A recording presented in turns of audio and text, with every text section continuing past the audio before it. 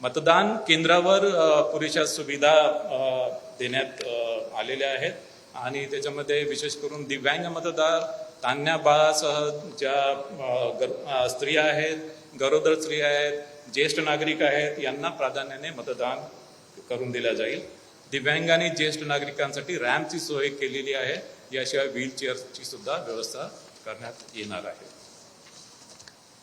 सर्व मतदान केंद्रावर विजेची व्यवस्था, पिण्याच्या पाण्याची व्यवस्था, सावलीची व्यवस्था, शौचालयाची व्यवस्था उपलब्ध करून देण्यात आलेली आहे आणि विशेष करून काही मतदान केंद्र हे गुलाबी मतदान केंद्र म्हणून ऍक्च्युली हे आम्ही करू आणि या गुलाबी मतदान केंद्रामध्ये या मतदान केंद्रातील सर्व निवडणूक अधिकारी, कर्मचारी, पोलीस कर्मचारी हे महिला कर्मचारी असतील।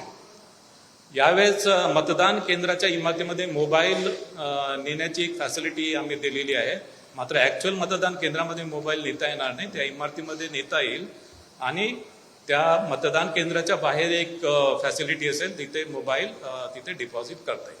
मात्र हे कंपल्सरी नाही आहे, जे निवडणूक निर्णय अधिकारी याच्या संदर्भात निर्णय घेतील की कुठल्या मतदान केंद्रावर ही मोबाईल नेण्याची फॅसिलिटी उपलब्ध करून द्यायची आहे। देश विदेशातील प्रत्येक घडामोडींचे लाईव्ह अपडेट मिळवण्यासाठी आता साम टीव्हीच्या सर्व सोशल मीडिया प्लॅटफॉर्मला लाईक, फॉलो आणि सबस्क्राईब करा।